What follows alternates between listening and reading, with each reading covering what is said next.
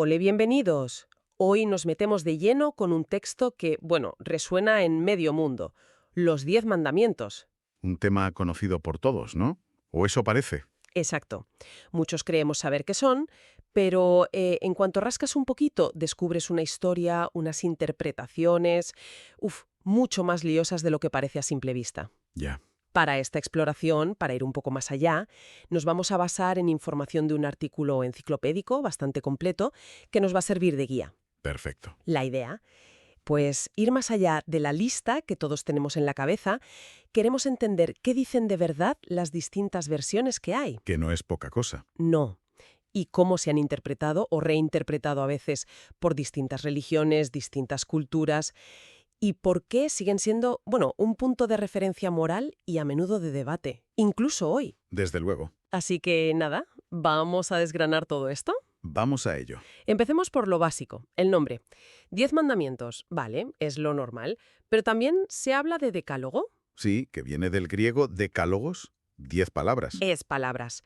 Y fíjate, el término hebreo original, Asheret had devarim, significa justo eso, las 10 palabras. Exacto. Quizá esto ya nos dice algo, ¿no? Que no son solo órdenes, haz esto, no hagas lo otro. Es un buen punto de partida. Sí, porque esa idea de palabras o declaraciones, pues abre la puerta a interpretaciones más amplias. No son solo mandatos secos. Claro, Y la historia de cómo se reciben, según la Biblia, es de todo menos simple. El relato del Éxodo habla de una revelación divina en el monte Sinaí. sí, con truenos, fuego, muy cinematográfico, ¿no? Totalmente. Una nube densa. Y ahí Dios le da a Moisés 2 tablas de piedra. Las famosas tablas. Pero al bajar y ver al pueblo adorando un becerro de oro, bueno, Moisés se enfada muchísimo y las rompe. Normal. Luego tiene que tallar otras 2, un segundo juego que son las que se guardarían en el arca de la alianza. O sea que ya empezamos con duplicados y roturas. Vaya lío desde el principio. Y además, hay debate académico sobre si la gente escuchó directamente esas palabras o si Moisés fue el único que las oyó y luego las transmitió. O sea, que ni siquiera está claro quién escuchó qué. Exacto. Y la cosa se complica más porque dices que no hay un texto único. La fuente que usamos menciona al menos 3 versiones en la Biblia. Efectivamente. Tienes Éxodo 20, que es quizá la más conocida, luego Deuteronomio 5, muy parecida pero con matices, ¿Vale? y luego una bastante distinta en Éxodo 34, que a veces se llama el Decálogo Ritual, Ritual, o sea, no tan ética. más centrada en fiestas, sacrificios, cosas así. Y para liarlo más, si te pones a contar las frases que suenan a orden en Éxodo 20 o Deuteronomio 5, Salen más de 10. salen más de 10 imperativos, con lo cual el propio número 10 ya requiere agruparlas de alguna manera. ¡Anda! ¿Y cómo se hace eso? Supongo que cada religión lo hace a su manera. Justo ahí está una de las grandes diferencias. Las distintas tradiciones religiosas, judaísmo, catolicismo, luteranismo, ortodoxos, reformados, samaritanos, agrupan los versículos de forma diferente para llegar a 10. ¿Vale? ¿Algún ejemplo, claro, de diferencia? Pues mira, en el judaísmo talmúdico, la frase inicial «Yo soy el Señor tu Dios, que te saqué de Egipto», se cuenta como la primera palabra o mandamiento. Ah, el prólogo, digamos. Eso es. En cambio, muchas tradiciones cristianas, siguiendo a San Agustín, no lo cuentan como mandamiento. Pero hacen otra cosa. Unen la prohibición de tener otros dioses y la de hacer imágenes en un solo mandamiento. O sea, juntan 2 prohibiciones en una. Sí. Y luego, para llegar a 10, dividen la prohibición final sobre la codicia en 2 mandamientos separados. Espera, ¿cómo? ¿Parten la codicia? Eso sí que no me sonaba. Pues sí. Distinguen entre codiciar la casa del prójimo, noveno, y codiciar a su mujer, sus siervos, animales o cualquier otra cosa, décimo. Vaya. ¿Y otros cristianos lo hacen distinto? Claro, los ortodoxos y muchos protestantes reformados, por ejemplo, siguen más bien la tradición de la Septuaginta, la traducción griega. Ellos sí separan el primer mandamiento, no otros dioses, del segundo, no imágenes. Vale, como 2 cosas distintas. Exacto. Pero mantienen la prohibición de la codicia como un único mandamiento, el décimo. Entiendo. O sea, que según cómo agrupes, cambia la lista. Cambia la lista, sí. Y para añadir más variedad, los samaritanos tienen su propio décimo mandamiento que no está en las otras listas, uno sobre la santidad de su monte sagrado, el monte Gerizim. Increíble. Entonces, el número 10 quizá era solo una forma de recordarlos. Es muy posible. El 10 es un número significativo, fácil de recordar con los dedos, Podría ser una ayuda mnemotécnica para los principios fundamentales, más allá de una cuenta exacta de versículos. Es fascinante, de verdad. Cómo algo que parece tan fijo, los 10 mandamientos, tiene estas variaciones desde la base misma. Y supongo que esto afecta a cómo se interpreta en cada tradición, ¿no? Totalmente. Si empezamos por el judaísmo, ¿qué papel juegan? El judaísmo son cruciales. Son como la esencia misma de la Torá, el fundamento de la ley judía, la halajá. La base de todo. Sí, se ven como los principios generales y las otras 613 mitzvot o mandamientos específicos de la Torá se pueden como agrupar bajo estos 10. Ah, como categorías. Exacto. Pensadores como Filón de Alejandría ya intentaron hacer esa sistematización hace siglos, y hay una idea rabínica muy potente sobre su interconexión. Interconexión. Sí, la idea de que violar uno te lleva casi inevitablemente a violar otros, y establecen correspondencias muy interesantes entre los 5 primeros, que tratan más la relación con Dios, ¿Vale? y los últimos 5, que se centran en la relación con el prójimo. ¿Algún ejemplo de eso? Pues, por ejemplo, conectan el primer mandamiento, yo soy el Señor tu Dios, con el sexto, no cometerás asesinato. ¿Y la conexión es? Que quien asesina, en cierto modo, destruye la imagen de Dios que hay en esa persona. Es una forma de darle una profundidad ética tremenda a cada mandato. Entiendo, muy profundo.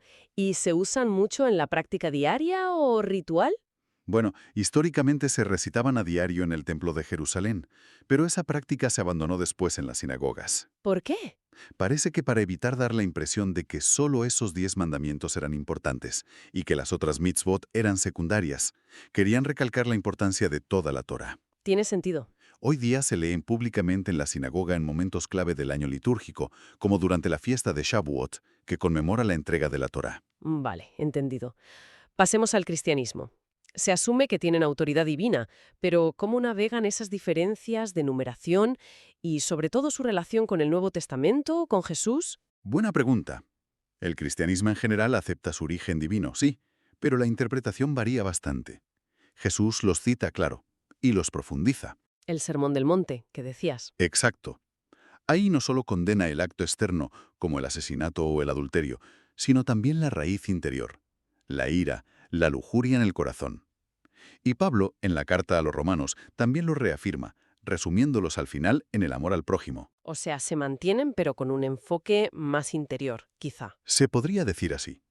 Dentro del cristianismo, las perspectivas varían según la denominación. A ver. La Iglesia Católica y la Ortodoxa los ven como la base de la ley moral universal que sigue vigente para todos.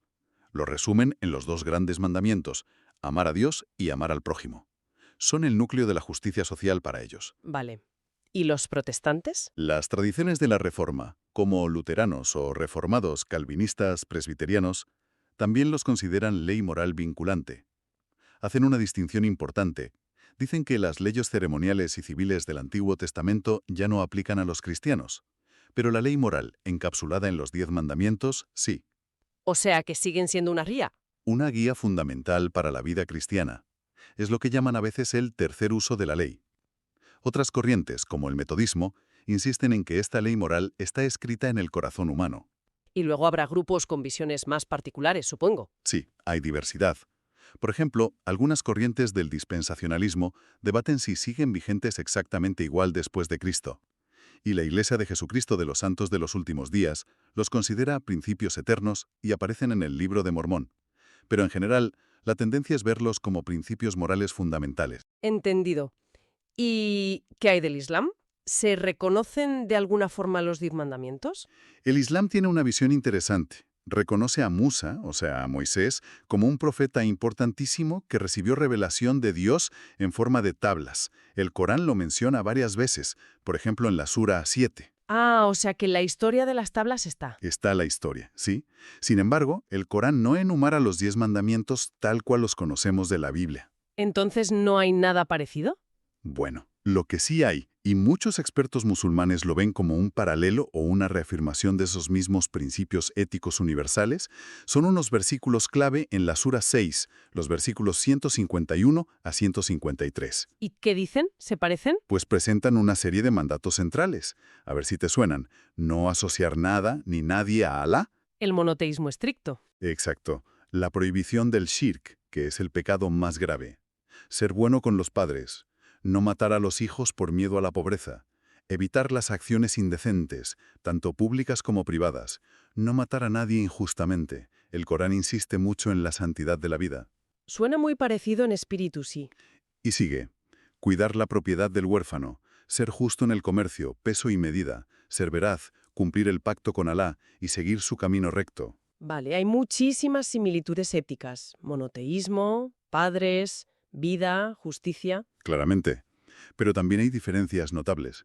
La más obvia es que no hay un mandamiento específico sobre guardar un día de descanso semanal como el sábado judío o el domingo cristiano. Cierto. Y aquí es donde, como decías antes, la cosa se pone interesante, de verdad. Esas diferencias en puntos concretos que han generado siglos de debate. El día de descanso es un ejemplo perfecto. Exacto. El sábado judío es el sábado, un día de descanso muy estricto, de cese total de trabajo. En el cristianismo, la práctica mayoritaria cambió al domingo. El día del Señor. Eso es, para conmemorar la resurrección de Cristo. Este cambio se fue consolidando poco a poco, también en parte para diferenciarse del judaísmo. Ya en el siglo IV, por ejemplo, el Concilio de la Odisea da disposiciones que apuntan en esa dirección. ¿Y hoy día? ¿Todos los cristianos guardan el domingo? No necesariamente. Algunas denominaciones, como los adventistas del séptimo día, siguen observando el sábado. Otras no ponen tanto énfasis en un día concreto, sino en el principio del descanso y la adoración. Hay variedad. Otro mandamiento clave. No matarás. Parece absoluto, pero ¿lo es? Aquí la traducción es crucial. El hebreo original es lo tirzaj. ¿Y qué significa exactamente? Pues la mayoría de los expertos y las tradiciones interpretan que no prohíbe matar en cualquier circunstancia. O sea, no prohíbe necesariamente matar en una guerra considerada justa o en defensa propia, o la pena capital, que estaban permitidas en otras partes de la Biblia hebrea. Entonces, ¿qué prohíbe? Prohíbe el asesinato. El acto de quitar una vida de forma ilegal, maliciosa, premeditada. Es una prohibición de generar lo que llamaban culpa de sangre. Entiendo, el matiz es importante. Mucho. Y el Nuevo Testamento también condena el asesinato, pero como decíamos antes, lo interioriza aún más, ligándolo a la ira o al odio en el corazón. ¿Y qué me dices de no robarás? Ese parece más directo. Generalmente se entiende como la prohibición de quitarle a otro lo que es suyo, su propiedad. Pero incluso aquí ha habido debate académico. ¿Así? ¿Sobre qué? Hubo una teoría de un académico llamado Albrecht Alt hace ya décadas, que sugería que originalmente este mandamiento podría haberse referido de forma más específica al secuestro de personas. Secuestro. Para esclavizarlas. Exactamente. Se basaba en comparaciones con otros códigos legales antiguos de la zona. Es una teoría minoritaria hoy día, y muy debatida, pero nos recuerda que los mandamientos que parecen más claros pueden tener una historia interpretativa compleja, ligada a su contexto original. Vaya, no deja de sorprender. ¿Y la prohibición de la idolatría? Esa sí que genera divisiones claras, ¿verdad? Uf, sin duda. Es uno de los puntos de mayor diferencia visible entre religiones. El judaísmo prohíbe totalmente cualquier imagen de Dios, aunque permite el arte que no sea religioso. Vale. El Islam es en general aún más estricto. La prohibición se extiende a imágenes de profetas y, en muchas interpretaciones, a cualquier ser vivo, para evitar cualquier riesgo de shirk, de idolatría. ¿Y los cristianos? Ahí la cosa varía enormemente. La ortodoxia venera íconos, imágenes bidimensionales, pero rechaza las estatuas tridimensionales de figuras sagradas. El catolicismo permite ambas cosas, estatuas, pinturas. Sí, las iglesias católicas están llenas de imágenes. Exacto. Y luego, las tradiciones protestantes van desde aceptar cierto arte religioso hasta ser fuertemente iconoclastas, o sea, totalmente opuestas al uso de imágenes en el culto. Es una diferencia visual muy palpable entre unas iglesias y otras. Cierto, cierto. Y antes mencionaste el adulterio y su contexto original. Sí, es importante entenderlo.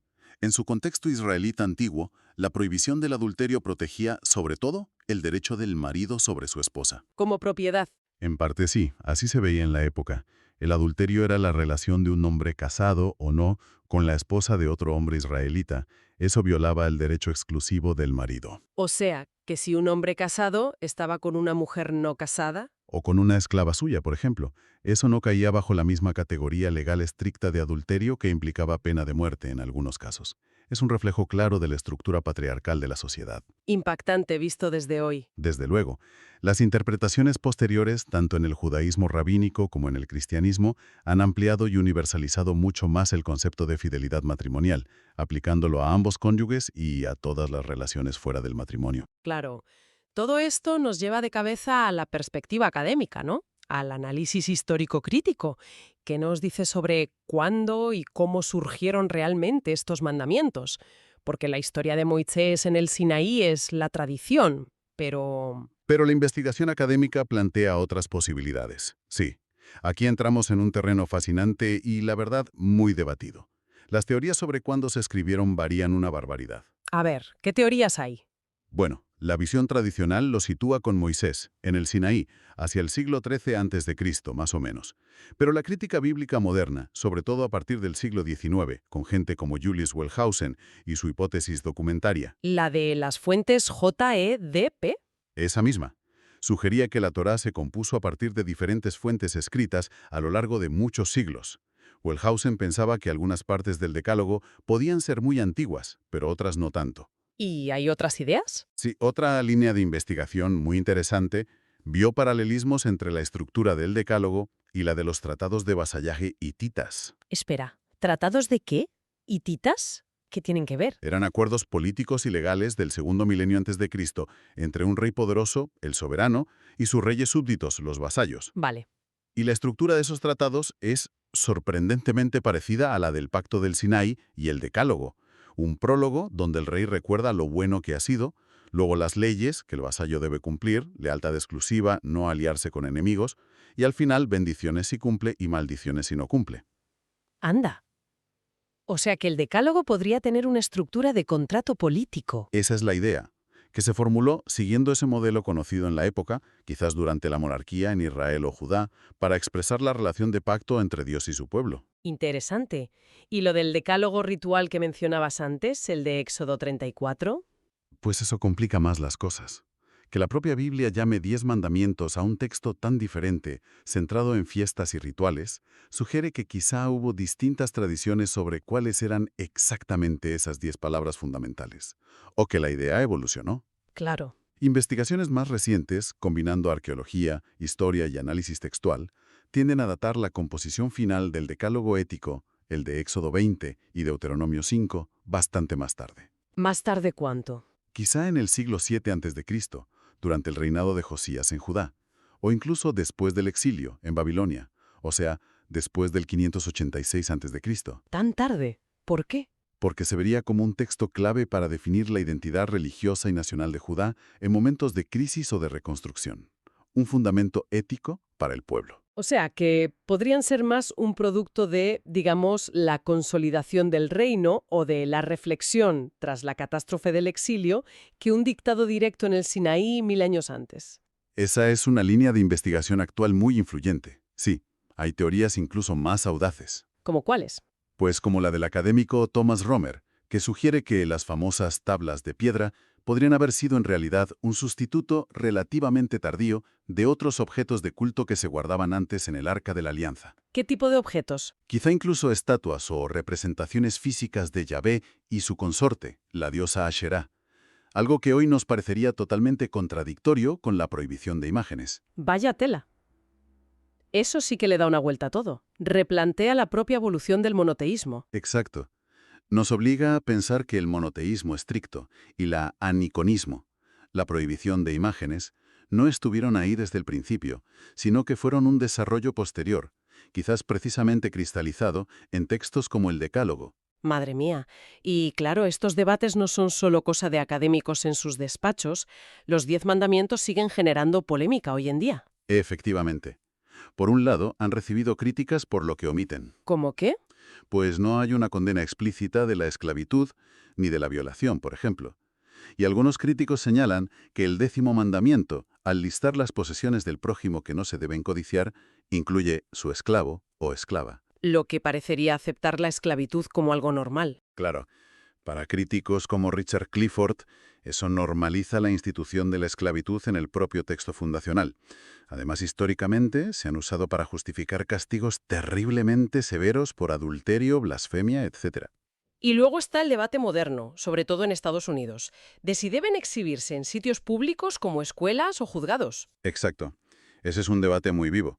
Tiene raíces en campañas del siglo XX, a veces con intenciones morales o patrióticas, como las placas que promovió la Fraternal Order of Eagles, con ayuda del cineasta Cecil B. DeMille. ¿El de la película de los 10 mandamientos? Ese mismo. Pero choca frontalmente con el principio constitucional de separación entre Iglesia y Estado en Estados Unidos. La cláusula de establecimiento prohíbe al gobierno favorecer una religión sobre otras. ¿Y qué dicen los tribunales? Pues un caso clave fue Stone contra Graham en 1980. La Corte Suprema dijo que era inconstitucional obligar a poner los mandamientos en las aulas públicas de Kentucky, porque tenía un propósito religioso claro, no secular. Pero aún así sigue habiendo intentos de ponerlos, ¿no? Sí, recientemente hemos visto leyes en estados como Texas o Luisiana intentando obligar de nuevo a exhibirlos en las aulas. Esto ha provocado nuevas demandas legales. ¿Y cómo han ido? Pues por ahora, los tribunales federales han tendido a bloquear esas leyes, reafirmando que violan la cláusula de establecimiento. Por ejemplo, la ley de Luisiana fue suspendida temporalmente, y luego el Tribunal de Apelaciones del Quinto Circuito también puso freno a una medida similar. Es una tensión constante. Una tensión entre reconocer el peso histórico y cultural del texto y mantener la neutralidad religiosa del Estado. Justo eso. Y más allá de la polémica está claro que su huella cultural es enorme, desde esas películas épicas de DeMille hasta obras mucho más profundas y reflexivas como la serie Decalogue del director polaco Kieślowski, donde cada capítulo exploraba un mandamiento. Una obra maestra, sí. O incluso parodias como la de Mel Brooks en La loca historia del mundo. ¿Te acuerdas que Moisés baja con 15 mandamientos y se le cae una tabla? Ja, sí, sí, que al final quedan 10. Una genialidad. Totalmente. Entonces, si intentamos recoger un poco todo lo que hemos hablado, lo que queda claro es que detrás de un texto que parece simple, universal, como los 10 mandamientos, hay una complejidad, bueno, asombrosa. Muchísima. Múltiples versiones, formas distintas de contarlos, interpretaciones que cambian radicalmente entre religiones y a lo largo de los siglos, debates académicos súper profundos sobre sus orígenes y polémicas que llegan hasta hoy mismo. Es un resumen perfecto. La verdad es que da vértigo pensarlo.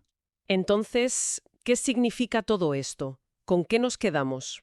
Pues quizá la reflexión final podría ir por aquí. Ver cómo estas 10 palabras, o los principios que contienen, han sido objeto de tantísima interpretación, tantísimo debate, incluso conflicto, durante milenios entre culturas y fes tan distintas. Sí, ¿No nos dice eso algo sobre nuestra búsqueda como seres humanos? Una búsqueda constante, a veces contradictoria, de principios morales que nos sirvan de ancla, de guía, en un mundo que no para de cambiar. es una buena pregunta. Y quizá más allá de la fe o la creencia religiosa de cada uno, la pregunta es, ¿qué resonancia tienen hoy estos ecos tan antiguos? O mejor dicho, ¿qué preguntas éticas fundamentales nos siguen planteando estos mandatos frente a los dilemas tan complejos de nuestra propia época? Una pregunta potente, sí señor. Algo para darle una vuelta. Pues muchísimas gracias por este análisis tan detallado y tan lleno de matices. Un placer, como siempre. Y a todos los que nos escuchan, gracias por acompañarnos. Hasta la próxima.